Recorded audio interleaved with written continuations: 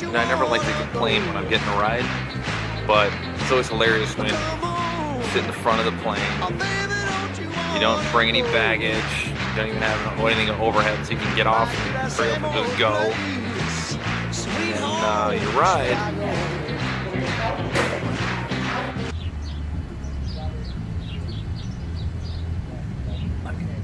So I'm back, right? I make it all the way back to Chicago after, a fun-filled flight.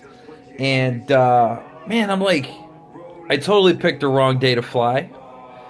Wednesdays are good, right? Because you fly super cheap. So I flew Spirit Airlines. I got the big seat.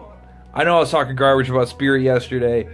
But if you get the big seat, it's great. It's like an extra $50. But round trip, my flight was $238. Right? That's cheap. Wednesday to Wednesday. And I did it because my boys, that's right, I'm like the Al Bundy of life, right? Real life Al Bundy. The shoe thing. I don't have Peg, I guess. But I'm like in this high school thing, right? So I love watching my high school play basketball still. It's like a fraternity, man. Like it's not going anywhere. Like we're still there. Anyway, so unfortunately they lost in the super sectional to Whitney Young last night. But I originally planned my trip so that I would come in and go to Peoria for the state final game, right? So obviously that's not going to happen because they ended up losing, so I don't have to go to Peoria. But I still set up the flight and everything so I'd be able to catch them. So I'm not going to catch them, obviously. So that's not going to happen.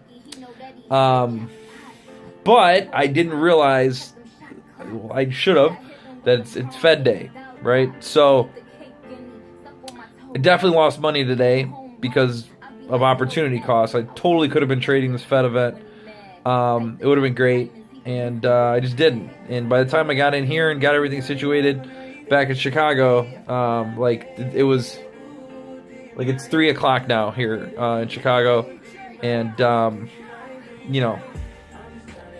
it's over, right? I don't even have the internet here. It's funny, I had the internet problem in Miami, and now I got the internet here because I was gone, and I did this like seasonal thing where you don't have to pay as much, which is great, but it's not coming back on until the 25th, and it's the 17th, so, or it's not even the 17th, it's 15th, so my timing's all messed up, anyway, but, and I don't have any fancy camera here, right, so I'm just doing it on the phone, which is cool. Nice little Samsung straight. But anyway, so I'm not going to bother you guys too much with this nonsense, and we're going to go ahead and we're going to dig into the charts here. So I'm going to turn around. We're going to go screen looking to the charts, my friends, and today's charts start with the S&P 500. Went out a few days here so we can kind of see sort of this chop city action, and then bump up today right at the open, starts running, a little bit of a pullback right before the announcement, and then boom, just straight higher the rest of the day. Came down here, the 50 period moving average here on the 5-minute chart. That doesn't mean much. You guys know when I'm looking at these, most of the time I'm trading futures contracts intraday, so I don't have that up here. Ninja Trader obviously is what I use for that. I just wanted to go kind of real quickly, do some macro stuff, look at the S&P. Also, gold. You can do, what is that? XAU/USD. Gives you the spot gold, which I think is kind of cool. You'll notice here, again, just kind of a little bit of a pause. Big spike up heading into the number. Comes back and then goes bonkers. But the cool part about this is these are 5-minute candles. And if you don't catch that initial jump, there's plenty of chances to get in along the way. So there was a ton of money to be made in gold, another $10 after that initial spike. So you don't have to get in here before the spike. I mean, this is risky business when you're holding this into that. You're just opening yourself up for failure. So try not to do that. I like to kind of make everything clear before I get it. I like to flatten everything before these major economic events. You probably should too. If, in fact, you are trading these sort of intraday moves. But something interesting on gold, and I know I've been talking about it a lot, but so this thing goes, kind of chops down until in the end of December. Then we start to rally a little bit, and then it's been real tough in March. It's been coming down a lot.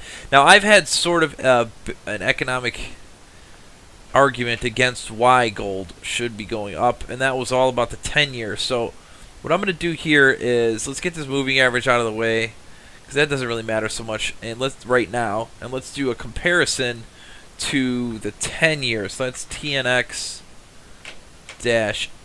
on this.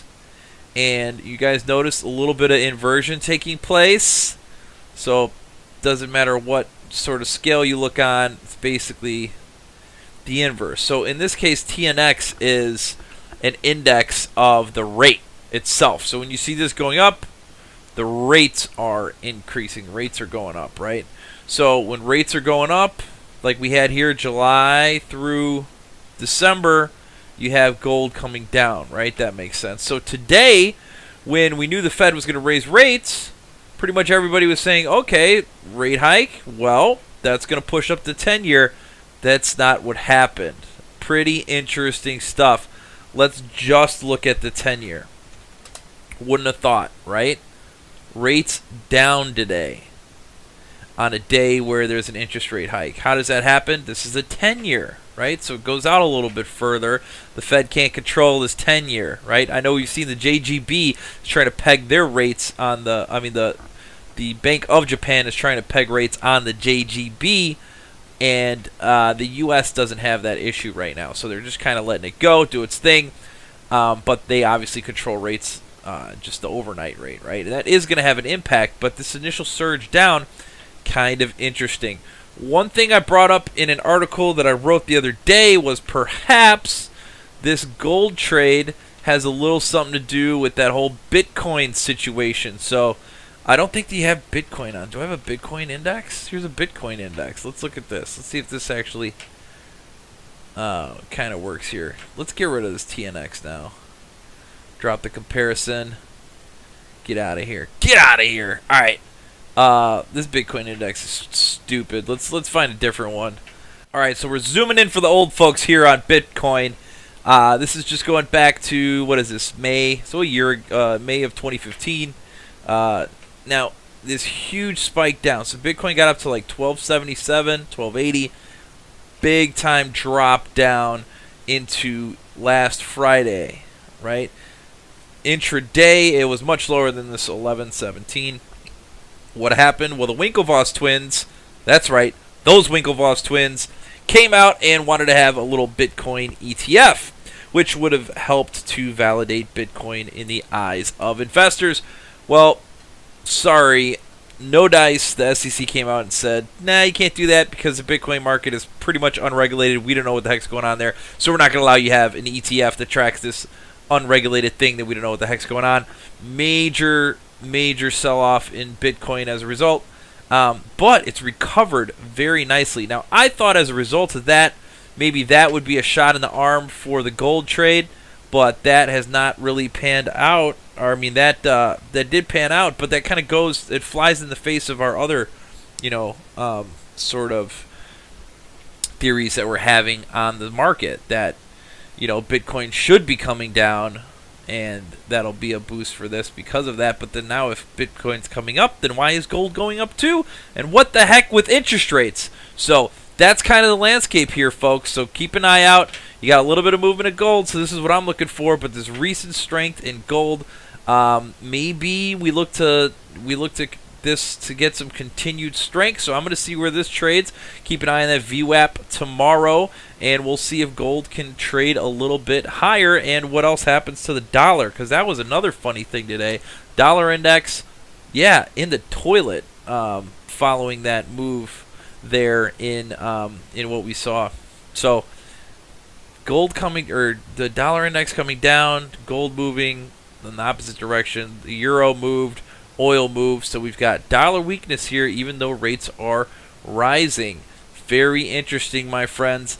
I think that is pretty much risk off or risk on trade. That's what that is, because you look at the Qs, it don't stop. It just don't stop for the NASDAQ.